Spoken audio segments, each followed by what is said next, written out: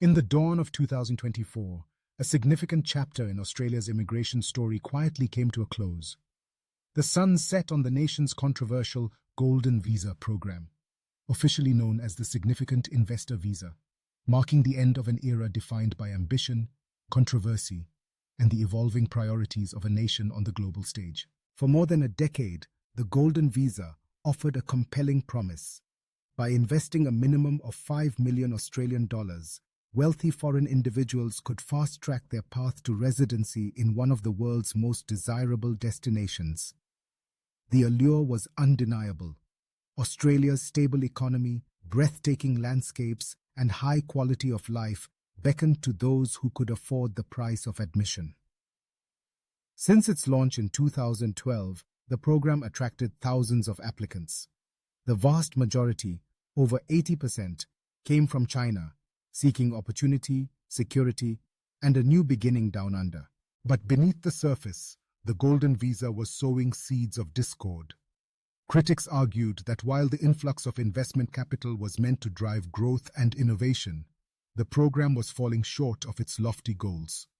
Instead of fueling dynamic new enterprises or powering local industries, much of the money was parked in passive assets, failing to generate lasting economic benefits.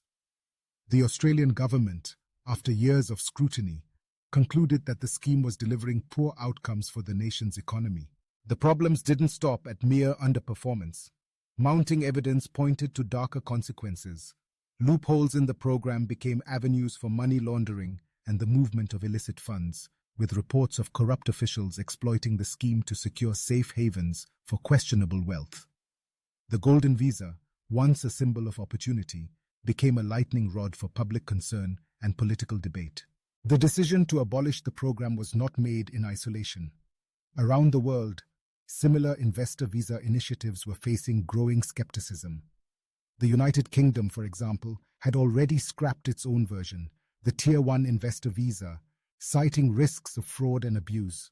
Australia, determined to safeguard its economic interests and social fabric, joined a global trend of re-evaluating the true cost and benefit of selling residence for investment. With the Golden Visa consigned to history, Australia's focus is shifting. The government is now emphasizing skilled worker visas, seeking individuals whose expertise and talents can help shape the nation's future. The new vision is clear. Attract those who contribute not just capital, but ideas, innovation, and a commitment to Australia's long-term prosperity. For many, the end of the Golden Visa is a moment of reflection. It's a recognition that nation building is about more than dollars and cents. It's about community, integrity, and a shared sense of purpose. The move signals a broader reassessment of what it means to be Australian and who should have the privilege to call the country home. As Australia closes the book on its Golden Visa program, the implications reach far beyond its shores. The decision resonates with countries grappling with the same questions. How should nations balance economic needs with security and social values? What does fair and effective immigration look like in a world marked by rising inequality and global uncertainty? The legacy of Australia's Golden Visa will be debated for years to come. For some, it was a bold experiment in economic openness. For others, a cautionary tale about the risks of commodifying citizenship. But in the shifting light of a new era, Australia is charting a different course, one that prioritizes skills, merit, and the promise of shared progress. The story of the Golden Visa may be over, but the narrative of Australia's evolving identity is just beginning.